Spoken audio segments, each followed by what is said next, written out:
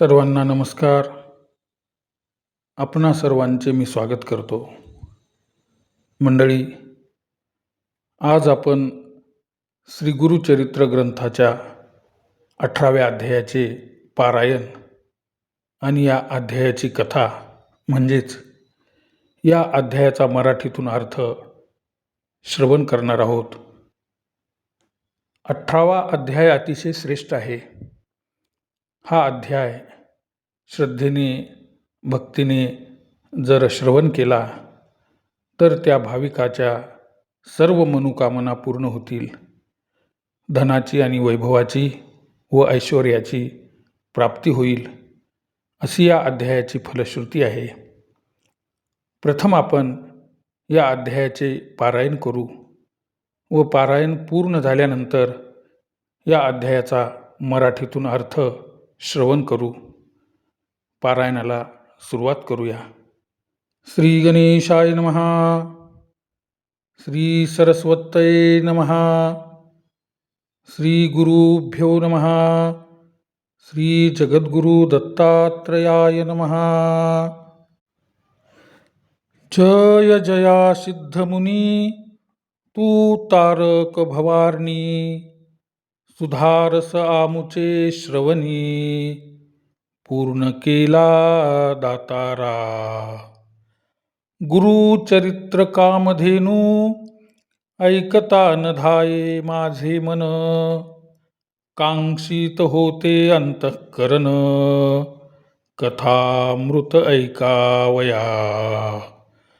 ध्यान लागले श्री गुरुचरणी, तृप्ती नव्हे अंतःकरणी, कथामृत संजीवनी, आणिक निरोपावे दातारा.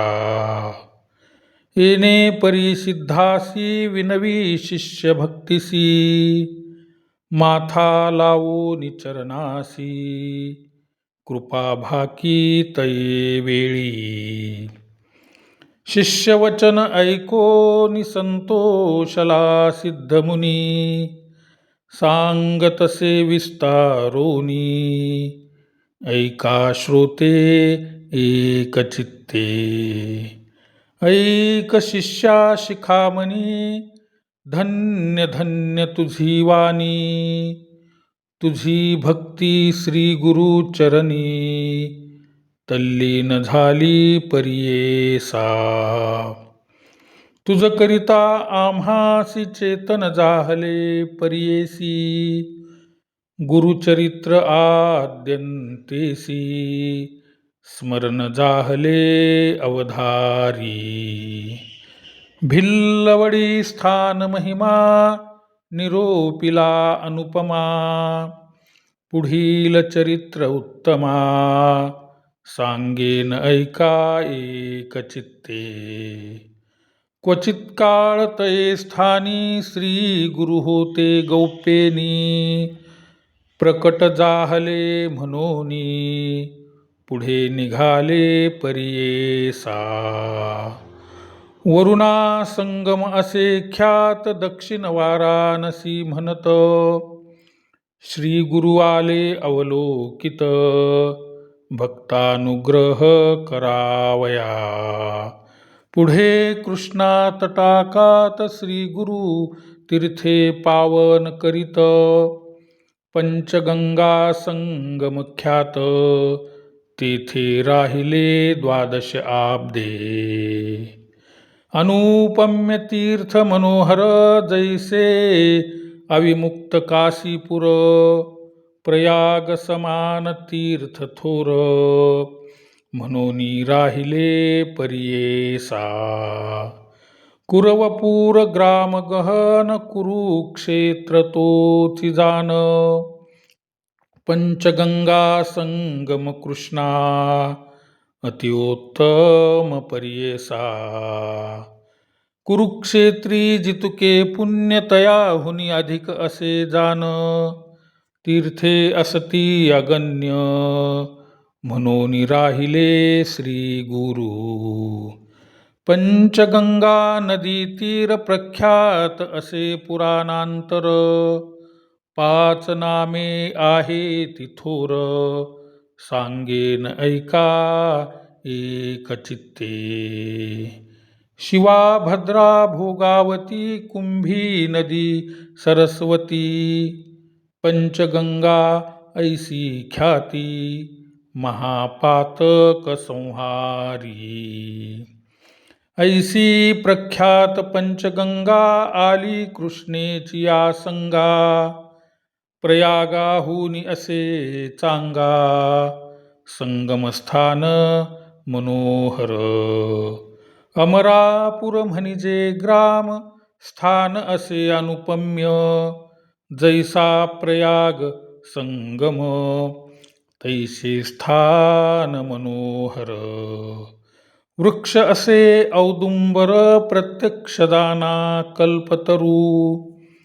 देव असे अमरेश्वर तया संगमा षटकुळी.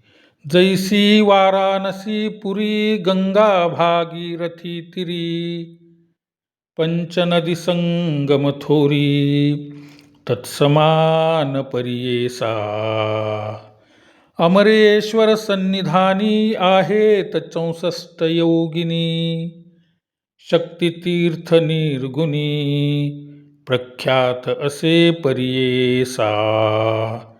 अमरेश्वर लिंग बरवे त्यासी वंदोनी स्वभावे.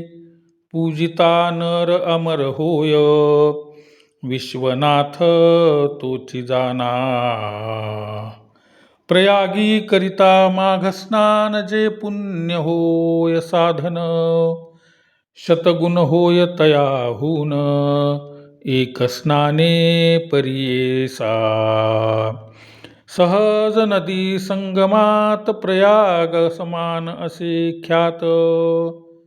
अमरेश्वर परब्रह्म वस्तू तया स्थानी वास असे.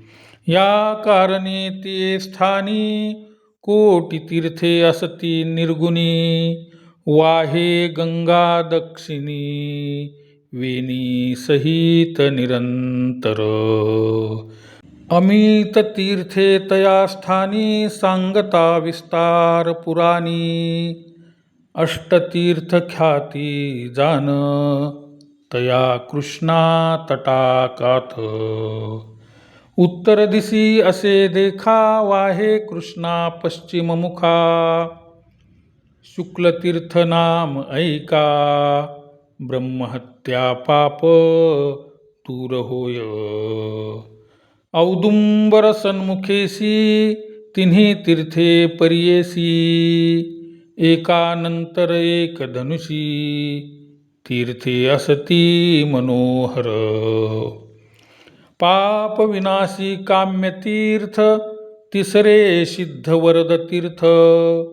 अमरेश्वर सन्निधार्थ अनुपम्य असे भूमंडळी. पुढे संगम षटकुळात प्रयाग तीर्थ असे ख्यात. शक्तितीर्थ अमरतीर्थ कोटी तीर्थ परियेसा. तीर्थे असती अपरंपार सांगता असे विस्तार. या कारणे श्रीपाद गुरु राहिले तेथे द्वादशाब्धे. कृष्णावेणी नदी दोन्ही पंचगंगा मिळोनी. सप्तनदी संगम सगुनी काय सांगू महिमा त्याची.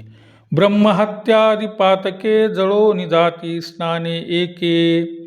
ऐसे सिद्धस्थान निके सकळाभीष्ट होय तेथे. काय सांगू त्यांची महिमा आणिक द्यावया नाही उपमा. दर्शन मात्रे होती काम्या स्नान फळ काय वर्णू. साक्षात कल्पतरू असे वृक्ष औदुंबरू. गौप्य होऊनी अगोचरू राहिले श्री गुरु तया स्थानी. भक्तजन तारणार्थ होणार असे ख्यात. राहिले तेथे श्री गुरुनाथ म्हणून प्रकट झाले जाना. असता पुढे वर्तमानी भिक्षा करावया प्रतिदिनी. अमरापूरग्रामी जाती श्री गुरु परियेसा. तया ग्रामी द्विज एक असे वेद अभ्यासक. त्याची भार्यापती सेवक पतिव्रता शिरोमणी. सुक्षीण असे तो ब्राह्मण शुक्ल भिक्षा करियापन. कर्ममार्गी आचरण असे सात्विक वृत्तीने. तया विप्र मंदिरात असे वेल उन्नत. शेंगा निघती नित्य बहुत. त्याचे उदर पूर्ती करी. एखादे दिवसी त्या ब्राह्मणासी वरोन मिळे परियेसी. तया शेंगा ते रांधोनी हरसी. दिवसक्रमी येणे परी. ऐसा तो ब्राह्मण दरिद्री याच कारणे उदर भरी. पंचमहायज्ञ कुसरी अतिथी पूजी भक्तीने. वर्तता श्री गुरु एके दिवसी तया विप्र मंदिरासी. गेले आपण भिक्षेसी नेले विप्रे भक्तीने. भक्तिपूर्वक श्री गुरुशी पूजा करीतो षोडसी. घेवडे शेंगा बहुवसी केली होती पत्रशाखा. भिक्षा करोनी ब्राह्मणाशी आश्वासी ती गुरुसंतोषी. गेले तुझे दरिद्र दोषी म्हणून निघती तये वेळी. तया विप्राचे गृहात जो का होता वेल उन्नत. घेवडा नाम विख्यात अंगण सर्व वेष्टिले असे. तया वेलाचे झाडमूळ श्री गुरुमूर्ती छेदिती तात्काळ. टाकोनी देती परिबळे गेले आपण संगमासी. विप्रवनिता तये वेळी दुःख करीती पुत्र सकळी. म्हणती पहा हो दैव बळी कैसे अदृष्ट आपुले. आम्ही तया यतीश्वराशी काय उपद्रव केला त्यासी. आमुचा ग्रास छेदोनी कैसी टाकून दिला भूमीवरी. ऐसे परी ते नारी दुःख करी नाना परी. पुरुष तिचा कोप करी म्हणे प्रारब्ध प्रमाण. म्हणे स्त्रियेसी तये वेळी जे जे होणार जया काळी. निर्माण करी चंद्रमौळी तया आधीन विश्वजान. विश्वव्यापक नारायण उत्पत्ती स्थिती लया कारण. पिपिलिकादि स्थूळ जीवन समस्ता आहार पुरवीतसे. आयुरन्नम प्रयच्छती ऐसे बोले वेदश्रुती. पंचानन आहार हस्ती केवी करी प्रत्यही. 84 लक्ष जीवराशी स्थूल सूक्ष्म समस्तांसी. निर्माण केले आहारासी मग उत्पत्ती तदनंतरे. रंकरायाशी एक दृष्टी करोनी निक्षेपण. सुकृत अथवा दुष्कृत्य जाण. आपुले आपणची भोगणे पुढिल्यावरी काय बोल. आपुले दैव असता उणे पुढल्या बोलती मूर्खपणे. जे पेरिले तेच भक्षणे कवनावरी बोल सांगे. बोल ठेविसी यतीश्वरासी आपले आर्जवन विचारिसी. ग्रास हरितला म्हणसी अविद्या सागरी बुडोनी. तो तारक आम्हासी म्हणून याला भिक्षेसी. नेले आमुचे दरिद्र दोषी तोची तारील आमुते. येणे परी स्त्रियेसी संभासी विप्रपरियेसी, काढो निवेल शाकेसी, टाकिता झाला गंगेत. तया वेलाचे मूळ थोरी, जे का होते आपुले द्वारी, काढू म्हणोनी द्विजवरी, खनिता झाला तया वेळी. काढिता वेल मुळासी, लाधला कुंभे निधानेसी, आनंद झाला बहुवसी, घेऊन गेला घरात.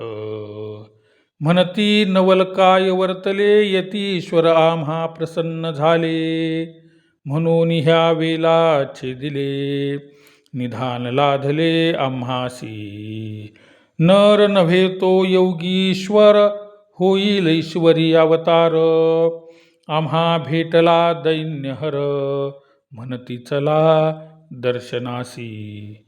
जावो निसंगमा श्री गुरुसी, पूजा करीती बहुवसी, वृत्तांत सांगती तयासी, तै वेळी परियेसा. श्री गुरु म्हणती तयासी, तुम्ही न सांगणे कवनासी, प्रकट करिता आम्हासी, नसेल लक्ष्मी तुमचे घरी. ऐसे परी तया द्विजासी, सांगे श्री गुरु परियेसी, अखंड लक्ष्मी तुमचे वंशी, पुत्र पौत्री नांदाल. ऐसा वर लाधोन गेली वनिता तो ब्राह्मण, श्री गुरु कृपा ऐसी जान, दर्शन मात्रे दैन्य हरे. जासी होय श्री गुरु कृपा, त्यासी कैचे दैन्य पाप, कल्पवृक्षाश्रय करिता बापा, दैन्य कैचे तया घरी. दैव उना असेल जो नरू, त्याने आश्रयावा श्री गुरु, तोची उतरेल पैल पारू, पूज्य होय सकळी कांसी. जो कोण भजेल श्री गुरु, त्यासी लाधेल इह परू, अखंड लक्ष्मी त्याचे घरी, अष्टैश्वर्ये नांदती. सिद्ध म्हणे नामधारकासी, श्री गुरु महिमा असे ऐसी, भजावे तुम्ही मनोमानसी, कामधेनू तुझ्या घरी. गंगाधराचा कुमर, सांगे श्री गुरु चरित्र विस्तार, पुढील कथामृतसार, ऐका श्रोते एकचित्ते. इति श्री गुरुचरित्रामृते परमकथा कल्पतरो श्री नृसिंह सरस्वती उपाख्याने सिद्धनामधारक संवादे अमरापुर महिमानं द्विजदैन्यहरणं नाम अष्टादशो अध्यायः. श्री दत्तात्रयार्पणमस्तु. तर मंडळी, अशा प्रकारे आपण श्री गुरुचरित्राच्या 18व्या अध्यायाचं पारायण ऐकलंत. आता आपण श्री गुरुचरित्र या ग्रंथाची 18व्या अध्यायाची कथा श्रवण करूया. प्रथम श्री गणेश सरस्वती व श्री गुरूंच्या चरणी साष्टांग दंडवत. प्रारंभी नामधारक भवसागरातून तारणाऱ्या सिद्धमुनींचा जय जयकार करतात. हे महाराजा, अमृतासारखा असणारा हा ग्रंथ ऐकून माझे कान अगदी तृप्त झाले आहेत. हा ग्रंथ कामधेनूसारखा श्रेष्ठ आहे. या ग्रंथामध्ये अवीट अशी गोडी आहे. कितीही श्रवण केला तरी मन समाधान होत नाही. ऐकतच राहावे, ऐकतच राहावे, पुन्हा पुन्हा ऐकावे असे जीवाला वाटते. एकदा श्री गुरूंच्या चरणाचे ध्यान लागले रे बाबा, की माणसाचे मन गुरुभक्तीत कसे तर लीन होते. गुरुचरित्रामृत कथा ऐकतच राहावी असे वाटते, म्हणून महाराज ही कथा आपण मला सांगण्याची कृपा करा. अशा प्रकारे चरणावर माथा ठेवून नामधारकांनी सिद्धमुनींना विनंती केली. सिद्धमुनीचं अंतःकरण अगदी संतुष्ट झालं. ते म्हणतात, हे शिखामणी असणाऱ्या नामधारक शिष्या, तुझी श्रीगुरु चरणावरील असलेली गाढ भक्ती आणि तुझ्या सत्य, मवाळ आणि रसाळ वाणीतून निघालेल्या शब्दांमुळे माझे मन अगदी प्रसन्न झाले आहे आणि कथा सांगण्यासाठी चित्तामध्ये माझ्या चैतन्य निर्माण होऊन श्रीगुरूच्या कथेचे साध्यंत स्मरण झाले आहे. मागील अध्यायाच्या प्रसंगामध्ये श्रीगुरू भिल्लवडी क्षेत्रामध्ये गुप्त रूपामध्ये राहत असत, परंतु हळूहळू त्यांची कीर्ती गावात प्रगट होऊ लागली. हे त्यांच्या मनाला पटले नाही, कारण जे लोक खरोखरच श्रेष्ठ असतात त्यांना स्वतःची कीर्ती वाढलेली आवडत नसते. त्यांना स्वतःचा प्रचार व्हावा असे कधीही वाटत नाही. म्हणून भिल्लवडी क्षेत्र सोडून ते पुढे निघाले व ते दक्षिण वाराणसी किंवा ज्याला वरुणा संगम असे म्हणतात त्या ठिकाणी ते आपल्या भक्तगणांना अनुग्रह देण्यासाठी किंवा त्यांना जीवनाचा खरा मार्ग दाखवून त्यांचे सार्थक करण्यासाठी आणि त्या ठिकाणी ते आले.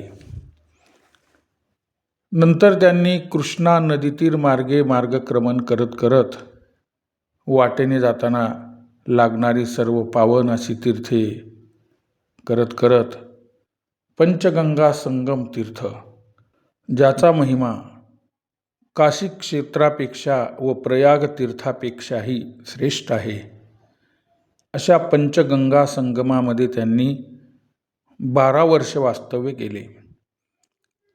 त्या कृष्णा पंचगंगा संगमावरच कुरवपूर नावाचे गाव आहे. कुरुक्षेत्राच्या तीर्थयात्रेने जेवढे पुण्यफल पदरात पडते त्यापेक्षा अधिक पटीने या ठिकाणच्या तीर्थात स्नान केल्यामुळे पुण्यफळ माणसाला मिळते. शिवाय त्या संगमावर अगणित अशी अनेक तीर्थे आहेत. म्हणून हे स्थळ श्रीगुरू नृसिंह सरस्वती यांना आवडले, म्हणून ते त्या ठिकाणी राहिले. पंचगंगा नदी म्हणजे नेमक्या कोणत्या 5 गंगा या ठिकाणी आहेत असा प्रश्न आपणास पडू शकतो. तर त्या 5 गंगा म्हणजे पहिली शिवा, दुसरी भद्रा, तिसरी भोगावती आणि कुंभी नदी आणि 5वी सरस्वती नदी अशी त्यांची नावे आहेत. आणि त्यातच 6वी म्हणजे कृष्णा असा हा संगम प्रयागापेक्षाही श्रेष्ठ असे त्याचे महत्त्व आहे. अशा त्या कृष्णा पंचगंगा संगमावर अमरापूर नावाचे अतिशय रम्य, मनोहर आणि परमपवित्र असे गाव आहे. त्या ठिकाणी विशाल असा औदुंबराचा वृक्ष आहे. तेथेच अमरेश्वर नावाचे देवस्थान आहे. गंगा भागीरथीच्या काठावर जशी वाराणसीपुरी आहे त्यासारखेच हे अमरेश्वर पवित्र असे देवस्थान आहे. अमरेश्वराच्या जवळच 64 योगिनी देखील वास्तव्यास आहेत. त्या अमरेश्वराचे पूजन व वंदन केले तर तो नर अमर होत असतो. प्रयाग तीर्थामध्ये माघस्नान केल्यानंतर जे पुण्यफल प्राप्त होते त्यापेक्षा 100 पटीने जास्तीचे पुण्य या ठिकाणी स्नान केल्यानंतर मिळते. अशा प्रकारे त्या ठिकाणी अनेक म्हणजे कोटी तीर्थ आहेत. त्यांचे वर्णन या ठिकाणी करणे शक्य नाही. या ठिकाणी मुख्य असणारी 8 तीर्थ त्यांचे वर्णन केलेले आहे. या अष्टकुल संगमात ब्रह्महत्येसारखे पाप नष्ट करणारे शुक्लतीर्थ, पापविनाशी तीर्थ, काम्यतीर्थ, शक्तितीर्थ, अमरतीर्थ, सिद्धवर तीर्थ आणि प्रयागतीर्थ व कोटीतीर्थ अशी तीर्थे आहेत. कृष्णा, पंचगंगा व वेणी अशा 7 नद्या आहेत, ज्या की अतिशय श्रेष्ठ आहेत. अशा या तीर्थामध्ये स्नान केल्यानंतर किती पुण्यफळ प्राप्त होते हे वर्णन करता येत नाही. ब्रह्महत्या, गोहत्या, स्त्रीहत्यासारखे पंचमहापातक जळून भस्मसात होतात व सर्व प्रकारचे मनातील मनोरथ, ज्याला आपण सकळाभीष्ट असे म्हणतात, ते पूर्ण होतात. अशा प्रकारच्या या तीर्थाच्या मेळ्यामध्ये श्रीगुरूंनी वास्तव्य केले. आपल्या भक्तगणांना तारण्यासाठी व अनुग्रह देण्यासाठी श्रीगुरू या ठिकाणी राहत होते. ते अमरापूर गावामध्ये दररोज भिक्षा मागण्यासाठी जात असत. या गावामध्ये एक सात्विक असणारा ब्राह्मण होता. तो ब्राह्मण सन्मार्गाने वागणारा, सत्यवादी आणि अतिशय श्रद्धावान होता. तो शुक्ल भिक्षा म्हणजे कोरडी भिक्षा, धान्य वगैरे मागून, गहू तांदूळ वगैरे मागून आपला उदरनिर्वाह करायचा आणि धर्ममार्गाने वागायचा.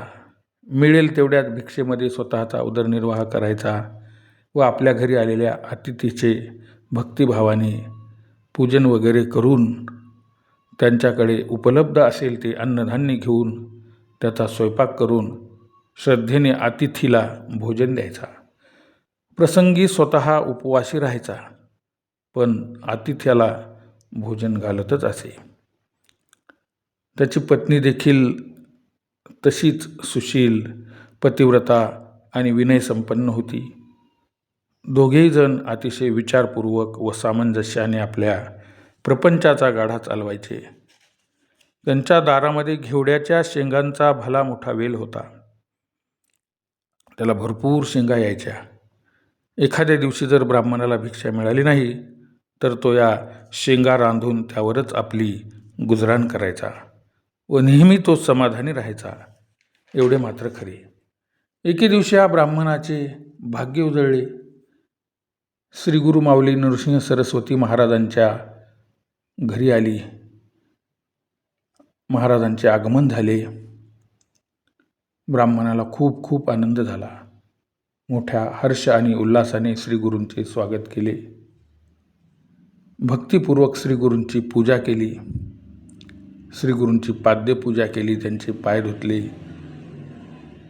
श्रीगुरूंच्या भोजनाची व्यवस्था केली.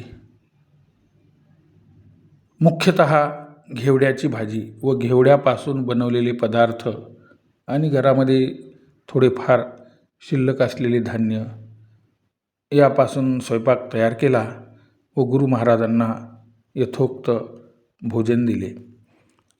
गुरु महाराजांना ते भोजन अतिशय आवडले. बरं, ते अगदी प्रसन्न झाले व मोठ्याने म्हणतात, गेले रे ब्राह्मणा दारिद्र्य तुझे, आता तुझे दारिद्र्य गेले. आता तुझ्या घरी धन, धान्य, संपत्ती, सुख येणार. तू वैभवशाली होणार. तुझ्या घरादारामध्ये लक्ष्मी वास करणार. अशा प्रकारे आशीर्वाद देऊन ते घराच्या बाहेर पडले. घराबाहेर जातेवेळी त्यांनी एक वेगळीच गोष्ट केली. त्या ब्राह्मणाच्या दारामध्ये असलेला घेवड्याचा वेल उपडून टाकला व ते निघून गेले. हा वेल म्हणजे त्या ब्राह्मणाच्या उपजीविकेचे साधन होते. कडीला भिक्षा नाही मिळाली तर तो वेल या ब्राह्मणाचे उपासमारीपासून संरक्षण करायचा. तो वेलच गुरु महाराजांनी उपटून टाकला. असेल गुरु महाराजांची अशीच इच्छा. ब्राह्मण दुःखी झाला नाही. कदाचित ते आपली परीक्षा घेत असतील. ब्राह्मण डगमगला नाही. त्याची पत्नी मात्र खूप दुःखी झाली. आपले आता अन्न पाणीच बंद झाले हो. ती खूप संतापली. अहो, हे काय चाललंय? काय वाटोळे केले होते आपण? मोठे परिश्रम करून घाम गाळून मी अट्टाहासाने त्यांच्यासाठी स्वयंपाक केला. त्यांनी आपले उपकार असे फेडले. अरे रे, काय दुर्दैव हे. आता काय करावे आपण, असे बोलून ती खूप दुःख करत होती. ब्राह्मणाने तिचे सांत्वन केले. हे बघ सौभाग्यवती, गुरु महाराजांविषयी असे अपशब्द बोलायचे नसतात, त्यांच्यावर अशी आळ घालायची नसते. ते आज आपल्याकडे अतिथी म्हणून आले होते. अतिथी देवो भव असे आपण म्हणतो. शिवयोग्याने त्या श्रीयाळ राजाला आणि चांगुना मातेला किती त्रास दिला, पण त्यांनी आपल्या सत्वाचा भंग होऊ दिला नाही. मन नेहमी खंबीर ठेवायचे असते. ते गुरु महाराजच आपले सर्वस्व आहेत. ते ब्रह्मा, विष्णू, रुद्र आणि शिवस्वरूप आहेत. सांभाळणे, तारणे व मारणे हे त्यांच्याच हातात आहे. आपण काय करू शकणार आहोत.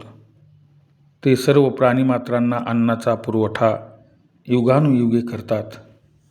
सकळ जीवांचा करीतो सांभाळ, तुझ मोकलील ऐसे नाही.